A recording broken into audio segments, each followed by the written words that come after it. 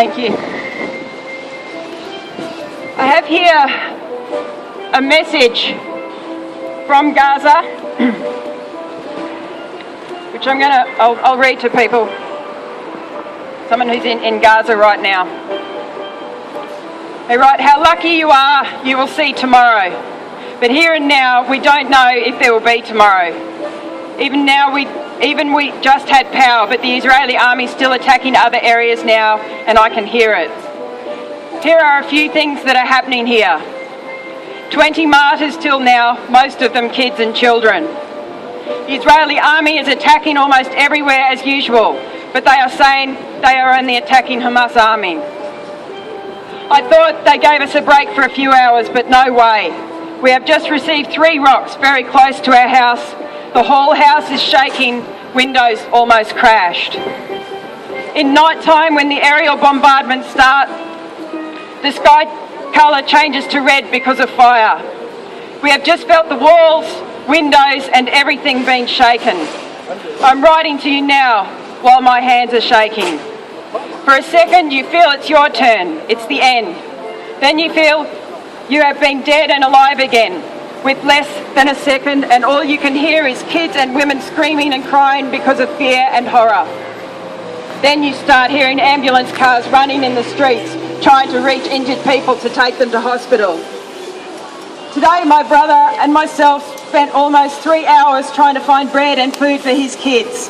Then we found 2 families and running away from their homes, which had been destroyed last night. They don't have anywhere to go. These days there is no safe place in Gaza. We don't know where, when and how the air raids will start. When you walk in the street, you can feel the anger, sadness and fear in everyone's eyes, even myself. You can smell the death around you everywhere. But with all this anger and fear, Palestinian people are still strong and helping each other, fighting for freedom and defence themselves from. God knows if we are next again or not. Hope this will finish soon, because I can't handle the fear and horror that everyone is living now. Please go out and tell the truth and let everyone know what is happening here in Gaza. Free, free Palestine! Free, free Palestine! Free, free Palestine! Free, free Palestine! Free, free Palestine! Free, free Palestine! Free, free Palestine! Free, free Palestine! Free, free Palestine! Free, free Palestine! Free, free Palestine! Free, free Palestine! Free, free Palestine! Free, free Palestine! Free, free Palestine! Free, free Palestine! Our first speaker today will be Khalil Hamdan. Remember, land of the Jewish Palestinian people! The land of Abraham, Isaac, and Jacob! I just have a request about filming the demonstration. No such place! No such place! Yes, there is. Israel! Shalom, Israel! Shut up! I have a voice! I have a voice that I can express myself! Hey everyone, don't let him distract us. We're here for the Palestinians, not for him. I can express Now this isn't a political speech, I just want to tell you what I'm doing because it's a bit unusual. This is like a little copter with a camera in it. I'm filming the rally to put it on YouTube so that people can see what we're doing, because for some reason the media's forgotten we're here. Just for transparency, my name is David Jackmanson. You can find me on the internet or come up and ask me what I'm about. But I just want to make sure everyone knows what I'm doing with this, so it's not what on earth is going on. Thank you, and I salute the Palestinian people. Yes. Yeah. Go elsewhere, mate. Fuck off.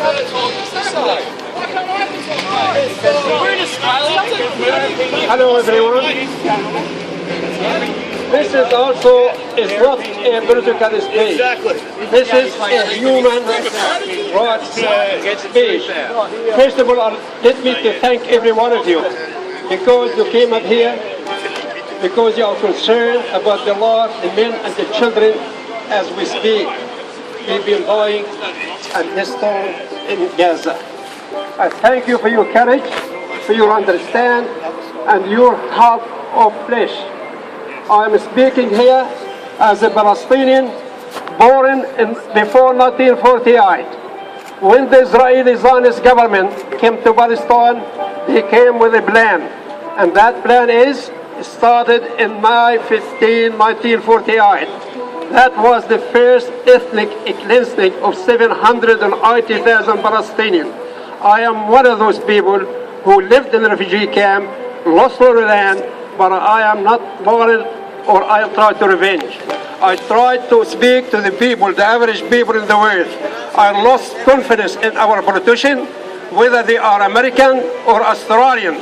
I spoke this morning with one Swan, and I gave him 2 letters, one for Mrs. Gerard and one for myself to consider his government if they like to organize Palestine as a state. As you know, in the 29th of this month, Mahmoud Abbas is going to ask the United Nations to recognize Palestine as a state based on 1967 border. Friends, let me tell you this. I followed the Israeli politics since I was born, before I've been born. Israel is a country, is a Zionist country based in destructions and demolitions and killing every aspect of Palestinian life, whether it's in land or in lives. The Israeli government is still ethnic cleaning. And now as we speak, they're marching toward Gaza with tens of thousands of soldiers. They had 3 wars in the last 6 years in Gaza, and that war is here. I urge the Australian government, as the other leaders from South America, from Egypt, from Palestine, they spoke against that act. I ask the Australian leaders, especially the current Labor government, to speak and say enough is enough. Friends, if an Israeli Prime Minister, his name is Isaac Rabin, and you know exactly very well, in November 1995, I was in Palestine in Israel. I saw his convoy. He came to Nazareth a week later, on the 22nd of November 1995, they had 100,000 demonstration, peace-loving people in Tel Aviv. They want peace with the Palestinians. That Prime Minister of Israel, he was a Prime Minister twice. He was a Defense Minister. He won the 67 World War. And he been shot by a fanatical Jew who said, Roberta asked him, why did you kill him? He said, because God told me to do so. Is that country looking for peace? In my opinion, it's not. Because the only option is available for Israel is the only option is available for Israel to learn from their mistakes. As their leader, who won the war in 67, he learned from his mistake, and he said, enough is enough of bloodshed and killing. Why Netanyahu doesn't speak like that? He's a Prime Minister twice. If he doesn't make peace with the Palestinians, he goes into history as a fighter of the Israeli government. Thank you very much. Free, free Palestine! Free, free Palestine! Free, free Palestine! Free, free Palestine! Next up, I'm going to call on Mark Gillespie, who's a long-time supporter of the Palestinian struggle here in Brisbane. Hi, thanks everybody. I heard an Israeli government spokesperson on the news the other night talking about the conflict that's happening there today, and they keep repeating the same argument, that what country could tolerate missiles being fired on their citizens without retaliation? Would Australia accept missiles being fired on Australian citizens without retaliation? But I think this is the point that they constantly fudge over all the time, that Israel is not an ordinary country. It is a country that was established through ethnic cleansing. Now we have a friend here before trying to disrupt our demonstration, but in Australia this is a fact that is not debated anywhere in the mass media throughout by our politicians or anything. And it's unless you understand the way Israel was established by the ethnic cleansing of over 700,000 Arabs, and the way that they've created that Israel today is a Jewish supremacist state, that Jewish people have more rights than Arabs that live in that part of the world, then you will not understand the roots of the conflict. And that's what we've got to constantly get back to, is to teach people to understand the way the Israeli state was established and the nature of the Israeli state today. They taught people who want to defend Israel, they say it's the only democracy in the Middle East. Well, this is rubbish. You can't have a democracy when you deny Palestinians the same rights. When Jewish citizens are given are held to be supreme, have more rights than the Palestinians that have lived there for thousands of years. That is not democracy. And we should not be lectured by our politicians about what is happening throughout the region, about the question of the democracy. Yes, there is a problem with democracy throughout the Arab countries, but we must also remember that it is the Western powers that back these dictatorships. It was the West that backed Mubarak in Egypt for many, many years. It's the West that turns its eyes to the Saudi Arabia's invasion of Bahrain at this very moment. It's the West that supports Saudi Arabia and other dictatorships throughout the region. The West has to support these dictatorships, because the truth is that the vast majority of people throughout the region are opposed to Israel, are opposed to the creation of a Jewish supremacist state in that region, are opposed to the ethnic cleansing of 700,000 Palestinians from their homes, are opposed to all the atrocities that have gone on throughout that part of the world. And I think that's why we need to understand today too that's why the West hates the Arab Spring, and that's why Israel hates the Arab Spring, because for the first time the people throughout the region are finding their voice. They are challenging the dictatorships in Egypt. They are challenging the dictatorships in Bahrain. They are challenging the dictatorships right throughout the region, and that's what threatens the West and the power relationships that they've set up in that region. That's where the future's going to come. So I say here, free Palestine, stop the war, and long live the Arab Spring. Thank you. Thanks, Mark. Well, as people know, there was only a couple of days' notice for this demonstration today, and we've called Justice for Palestine has called for another rally next Friday, so that everybody here today has time to go out and spread the word. Take some of the flyers that are there on the table already, but also put your name on the mailing list, and we'll send out more information and more materials throughout the week. This demonstration today is an important turnout, and we stand here today with thousands and millions of people across the world who are protesting today and have been over the last couple of days as well. And I wanted to put it to people that we do take to the streets and have a march today as an important way of getting the message out through the streets of Brisbane. I won't put that to people yet, but have a think about it over the next couple of minutes listen to the next speaker, but think at the same time about whether you want to march. But yeah, I think it would be a powerful way of getting the message out. So just have a think about that. So now I'd like to introduce Ian Kerr, who's a member of Justice for Palestine Brisbane.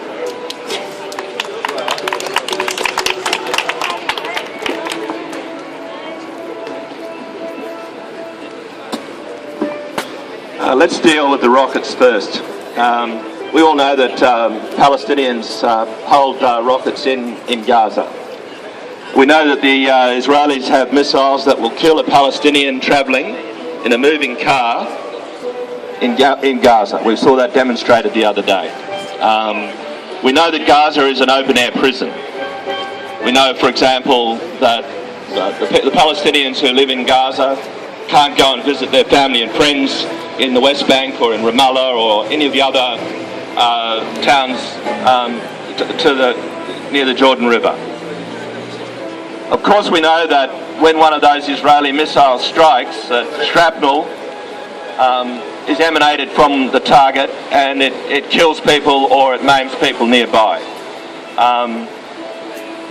And we're assured of this by the Israelis. Presumably the knowledge of this form of assassination is known to all Palestinians in their prison in Gaza. And in 2009, this is not the first time we've been here.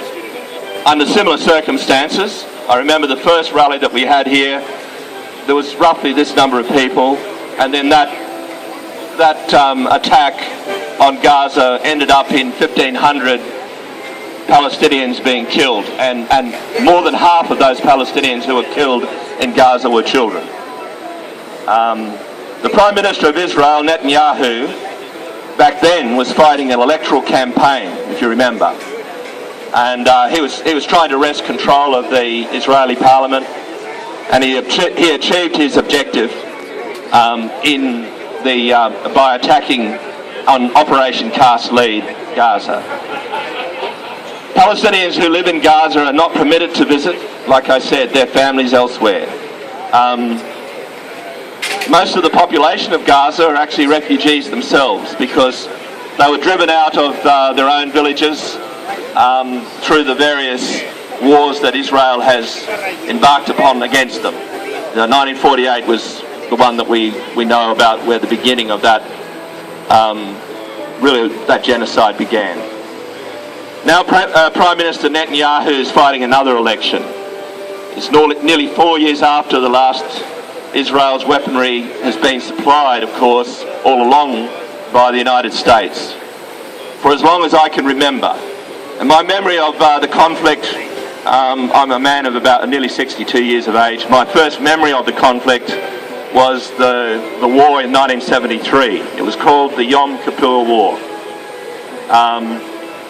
Israel wished at that time, contrary to what a lot of historians say, I was interested in what actually Halil said earlier, because he raised the historical question about, so you've got to put it into context, what's happening now to what has happened in the past.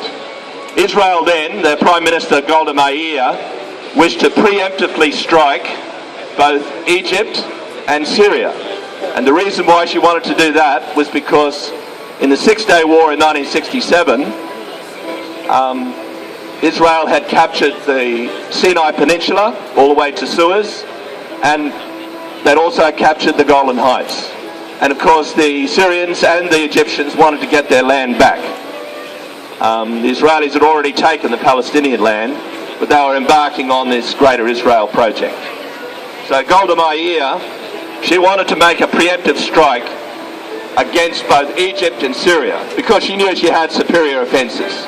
She knew that she had the most powerful army in the region, she had the most powerful air force, she had all the missiles, she had the best tanks.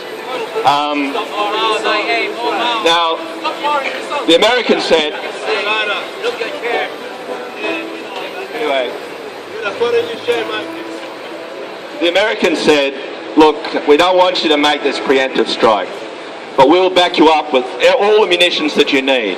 And at that point in time, the situation was that Israel was only actually getting its backup munitions from the United States. The international arms dealers had stopped actually providing Israel with weapons. Now, a lot of people in the Arab world say, well, the Yom Kippur War was a little bit of a game, to get some land back. But what a lot of people forget is that Israeli tanks and Israeli soldiers got within 25 kilometres of Damascus. We should remember that in the context of what's happening in Syria today. They got in within 100 kilometres of Cairo. They got all the way to the Suez. They actually crossed the Suez. Ariel Sharon, who was still held alive in some sort of machine, he was the actual commander who crossed the Suez and then with two other commanders went down and got within 100 kilometres of Cairo. At the end of that, there was a ceasefire and there were various things done. And we know the story about Rabin and Sadat. There was an appeasement made between the Egyptians and the Israelis, and the Egyptians got a little bit of control over Suez. They got a little bit of their land back that had already been taken. Now, Obama has just won the US elections. The man they call No Drama Obama has signalled the go-ahead for Netanyahu to make the attack. He didn't want it to happen before the US elections, but afterwards is fine. He signalled that the other day, and Secretary of State Clinton, she did the same here when she was in Perth. She said, that's fine. Go and do whatever you have to do. But this is where it gets murky and strange. When Obama supported the Benghazi rebels in Libya and bombed al-Gaddafi's troops and Air Force, a stalemate was reached. The Benghazi rebels still could not make headway against Gaddafi's superior army. So one of the US-backed Gulf states, Qatar, then sent its army to Libya to break the stalemate. And break the stalemate they did. So Gaddafi his forces got overwhelmed, and Libya became the horrible place that it is now.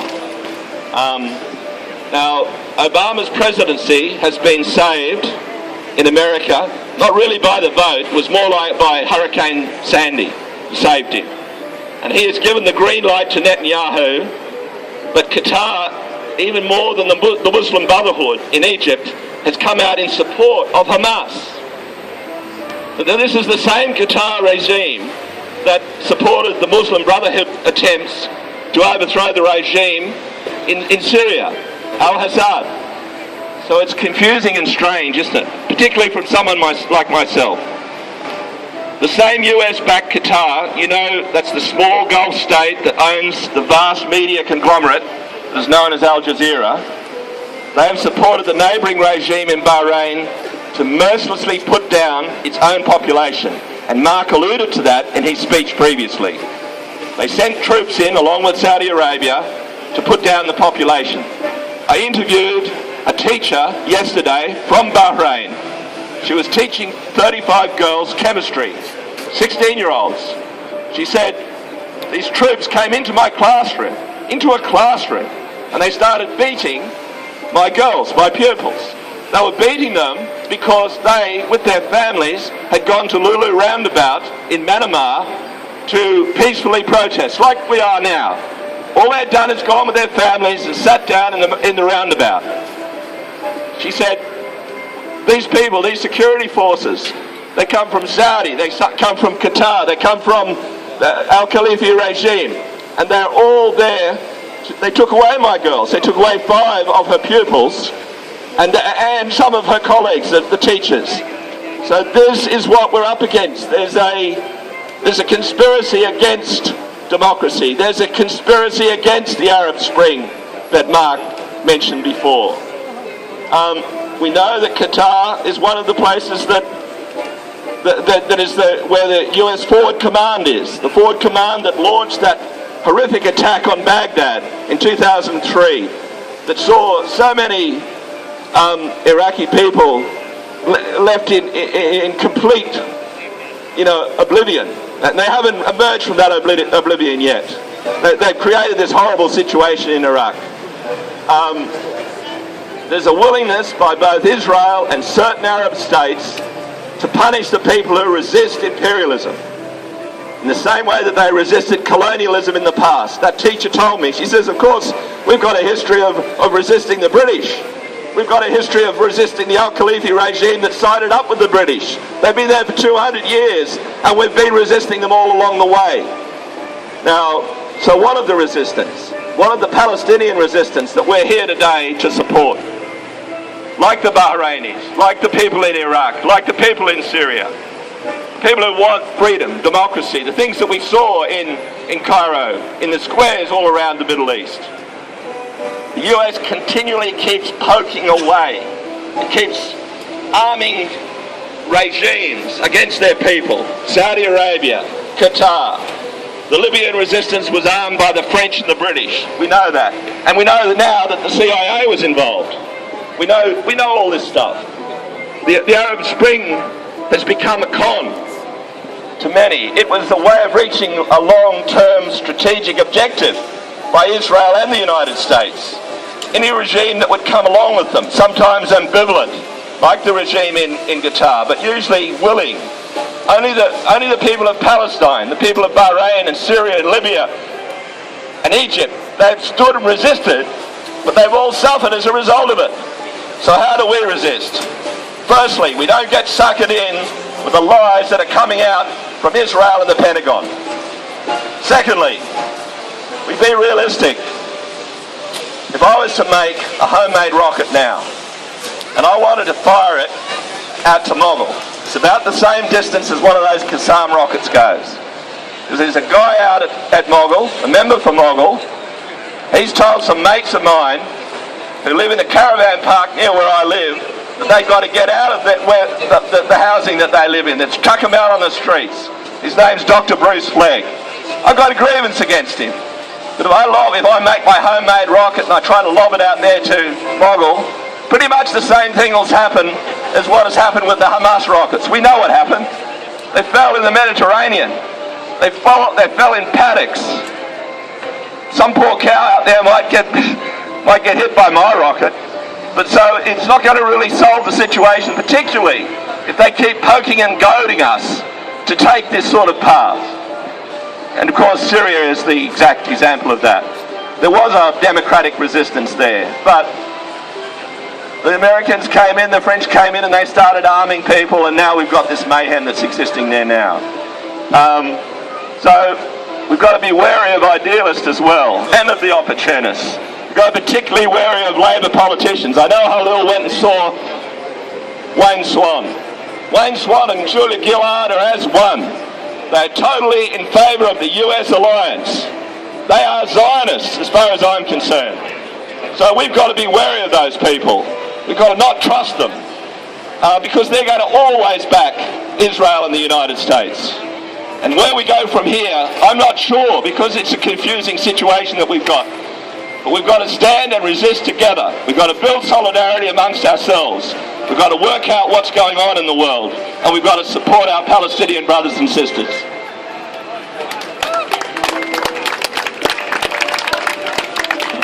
Thank you, Ian. So before I introduce our next speaker, I'd like to get a gauge from people here about whether we want to take to the streets today and go for a march. We can march around the block. There's a lot of people down the end of the mall there that we can get the message to. So I guess who would be in favour of having a march through the streets? Nothing to lose, people. Okay. Come on. All right. And is there anyone that would be opposed to that idea? All right, excellent. We'll do that. We've got a few more speakers here. We'll just go and arrange that to get an escort, and then we'll take to the streets and get some of the flyers out as well. So firstly, I'll introduce Kat Henderson, who's from the National Union of Students.